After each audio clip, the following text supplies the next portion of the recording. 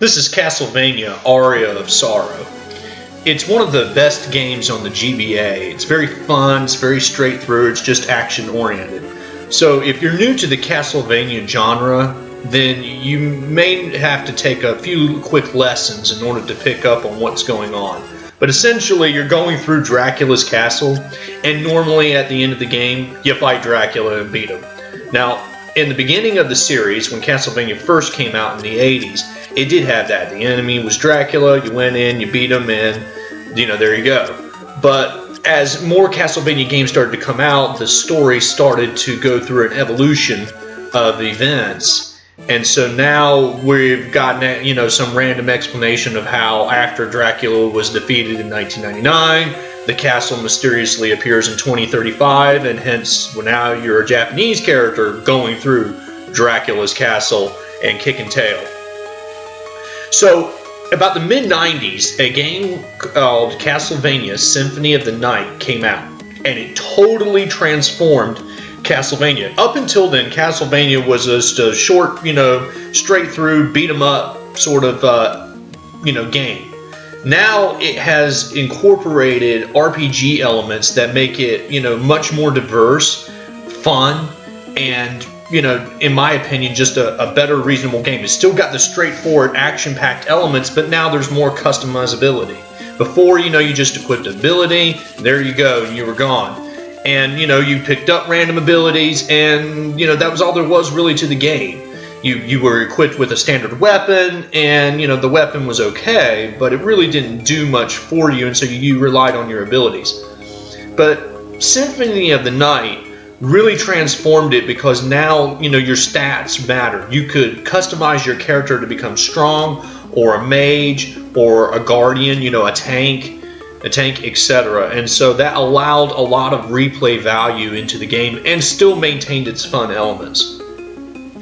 So if you've been watching this story here, it's pretty much just dry. It's just telling you why you should even play the game, essentially. And that's just trying to provide some story elements to the background of why you are in Dracula's castle. Ultimately, I really don't pay much attention to this because for some reason it just doesn't really captivate the essence of the story. But it does give you an introduction to some of the gameplay events that are going on here. And that is that in this game you get access to a creature's soul, which gives you the special ability. So now you have even more custom ability. Now you can switch your abilities as you need to. Before, in old Castlevania games, you couldn't do that. You picked up an ability, and then you used that ability, and then the only way to change abilities out was to find another one. You could find another skill, and it was usually an item drop from a candle or something. Now, you can switch them on, and so now you're collecting an arsenal of weapons that could really, really make you into an incredible fighter. And you'll find that these abilities are good in certain situations. And, then again, you've got some that are just absolutely useless for whatever reason. So, and here we go. So if you're watching this for the playthrough, I try to be as complete as possible. I started in normal mode because, that's where any normal player would start and begin. And eventually I will go through the hard mode and then through, the various other modes in this game. As normal, when you first start off in Castlevania, it starts off really easy and then progressively becomes more difficult. The enemies here are a piece of cake. I'm just crushing them now just so that I can get some experience points. So whenever you defeat an enemy in Aria of Sorrow, you gain experience points like in a typical RPG. Gain enough experience points, you level up, and then you become stronger. And, leveling up is, pretty integral in this game. You can't really afford not to. And so with typical RPG games, it starts off ridiculously easy, and then the challenge gets upped every time you enter a new area, typically after you fight a boss.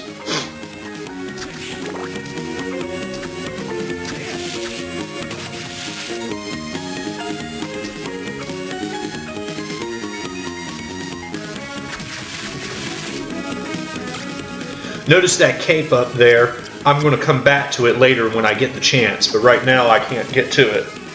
The other thing that Castlevania Aria of Sorrow has is that it has access to special abilities that you can use at no cost. Like this one right here gives you the backdash.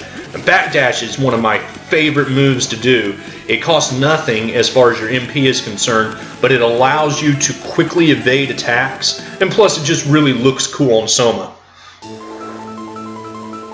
Another thing I do is I tend to explore places that really weren't meant to be explored at first. In this case though, I'm going down here to pick up a couple of items before heading back. Even though I can't really get that far.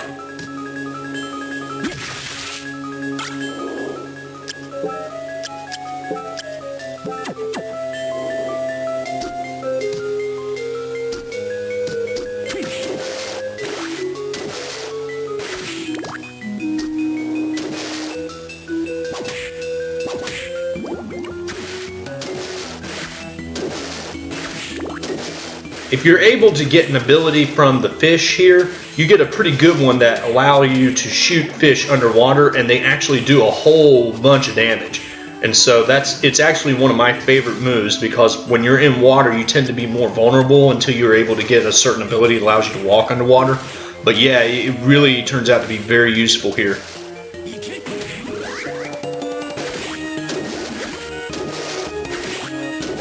You're going to need the double jump for that, along with the ability to stand on water. I'll come back to that later. Oftentimes in Castlevania, you'll find and explore areas just to figure out that you can only get so far, and then you need certain abilities to come back to access the area and explore again. It really requires a good memory, so that way you know where you're going, so you're not caught running around in circles. I tend to keep a note of these things, so that way I can come back. It's also integral that you remember this, because you can get access to some really cool items and weapons that you may otherwise skip over, and that can help you. It can be the make or break in this game, especially when encountering bosses. Now, normal mode in Castlevania, if you notice, I'm being quite reckless here. You know, I'm just going through and whacking and not really caring about my health, and that's because Castlevania is known for its brutal difficulty. But normal mode is easy mode for Castlevania. I mean, for a first-time player, it can be fairly challenging. Of course, you know, right now it's not. But if you really want the challenge, go to hard mode. You'll find yourself struggling to survive. But when you first start the game, you're not access to hard mode. You've got to beat it in normal mode, then you get access to hard mode. And then there's a slew of other extra little bonuses and side quests that become available depending on the choices that you make during Castlevania. And I'll explain those when we get there.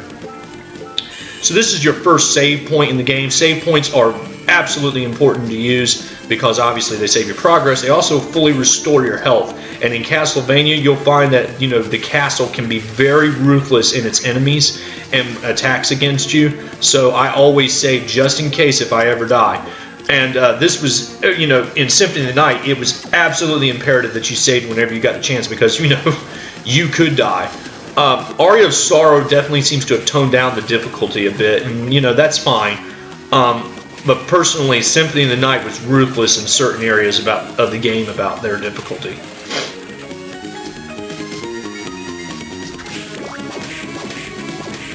Each enemy drops a different soul ability. If you can pick them up and use them, you'll find that everyone is just different and good in certain areas most of the time. Some of them are completely useless in my opinion, but most of the times you've got used to this one. Like this one, the axe one. I'm actually going to use that in the boss coming up in case if you notice the gate down in the right corner.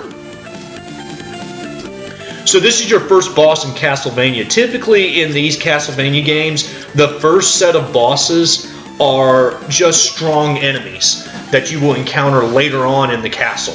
Such as this one right here. He's actually really easy. When he winds up his bone like that, backdash out of the way, then go back to beating the crap out of him. If he charges up, he's just going to shoot a fireball. You should be able to jump out of the way. Most of the times his difficulty is not that hard, although he can deal some damage if he hits you with it. So, like that one right there.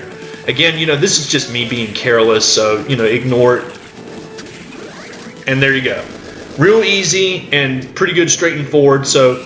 And the first three bosses are like this, but afterwards you really start encountering Castlevania